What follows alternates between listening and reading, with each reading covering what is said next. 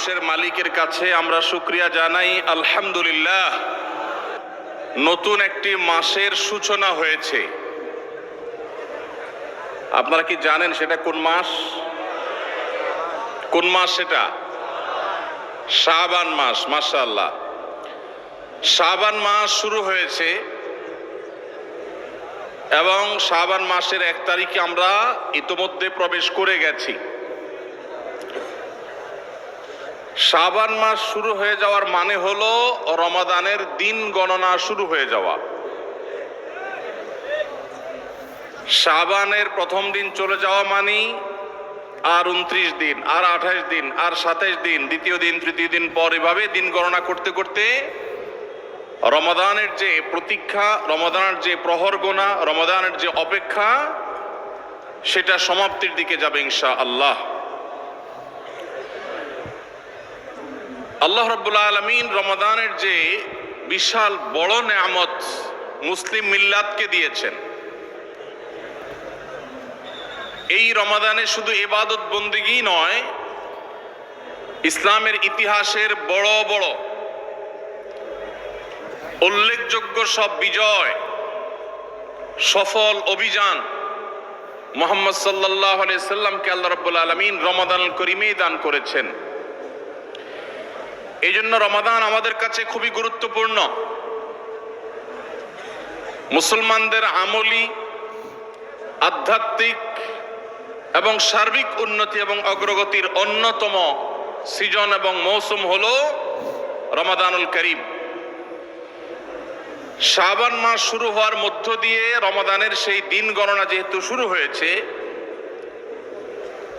এই জন্য আমরা আজ সার্থক রমাদানের 11টি পূর্ব প্রস্তুতি নিয়ে কথা বলবো ইনশাআল্লাহ তাআলা।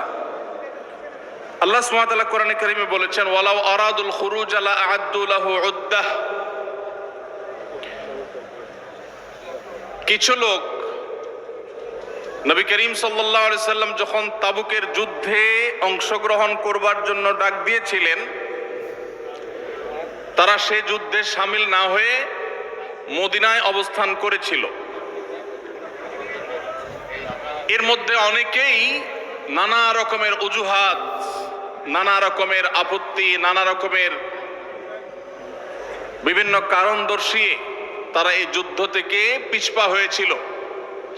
আল্লাহ রাব্বুল আলামিন কোরআনে কারীমে আয়াত নাযিল করে তাদের সেই গড়িমসির আসল কারণ উল্লেখ করেছেন। আল্লাহ সুবহানাহু ওয়া তাআলা বলেছেন, ওয়ালাউ আরাদুল খুরুজ লা আ'আদ্দু লাহু উদ্দাহ।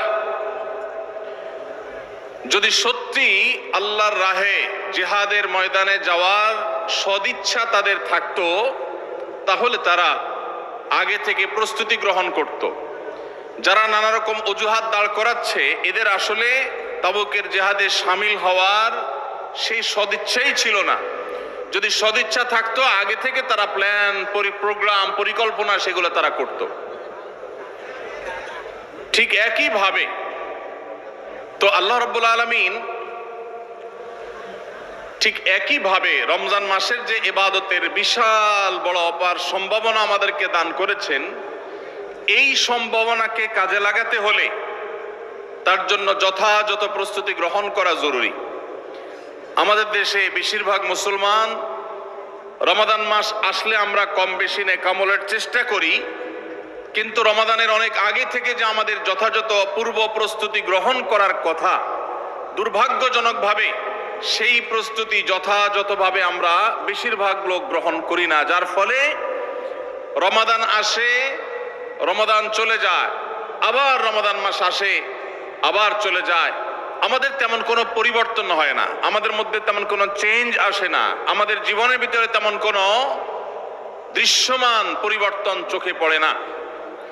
এই জন্য সম্মানিত ভাইরা আমার, রমাদানকে যদি আমরা যথাযথভাবে কাজে লাগাতে চাই, তাহলে যথাযোগ্য প্রস্তুতি এখন থেকে, শাবান থেকেই আমাদের গ্রহণ করতে হবে। প্রিয় নবী সাল্লাল্লাহু আলাইহি সাল্লাম বলেছেন, ইন্নাল্লাহা ইউহিব্বু ইযা আমিলা আহাদুকুম আমালান আন ইউতকিনাহ। আল্লাহ রাব্বুল আলামিন বান্দা যে কোনো কাজ করলে সেটা যদি ইতকানের সাথে করে, দৃঢ়তার সাথে করে, উত্তম উপায়ে করে, যথাযথভাবে করে, সে কাজটা যদি করার মতো করে, তো আল্লাহ তাআলা সেটাকে পছন্দ করেন এবং ভালোবাসেন। আমরা যদি রমাদান মাসে সিয়াম এবং কিয়াম, রোজা এবং তারাবি, অন্যান্য আমল ইবাদত বন্দিগি গতানুগতিকভাবে করে শেষ করি, আমরা যদি দায় সারাভাবে শেষ করি, তাহলে এটা আল্লাহ তাআলার প্রিয় পাত্রে আমাদেরকে শামিল করবে না। আর যদি রমাদানের প্রত্যেকটি ইবাদত বন্দিগি এটা হয় ইতকানের সাথে, এটা হয় দৃঢ়তার সাথে, এটা হয় সুন্দরতম উপায়ে, এটা হয় যথাযথভাবে, তাহলে সেই ইবাদত আমাদেরকে আল্লাহর প্রিয় পাত্রে পরিণত করবে ইনশাআল্লাহ। প্রিয় ভাইরা আমার, রমাদান মাসের সেই ইবাদত বন্দিগিগুলোকে যথাযথভাবে করবার প্রয়োজনেই আগে থেকেই আমাদের যথাযথ প্রস্তুতিও থাকতে হবে।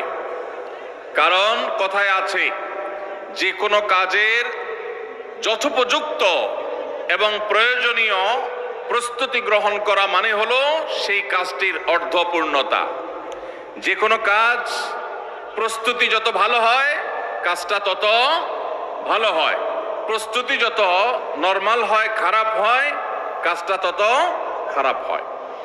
এই জন্য আমরা রমাদান মাসকে যদি অর্থবহ এবং আমাদের লাইফ চেঞ্জিং ইবাদতের মৌসুম হিসাবে, সিজন হিসাবে গ্রহণ করতে চাই, তাহলে এখন থেকে তার জন্য আমাদের সুনির্দিষ্ট প্ল্যান, পরিকল্পনা থাকতে হবে, প্রস্তুতি থাকতে হবে।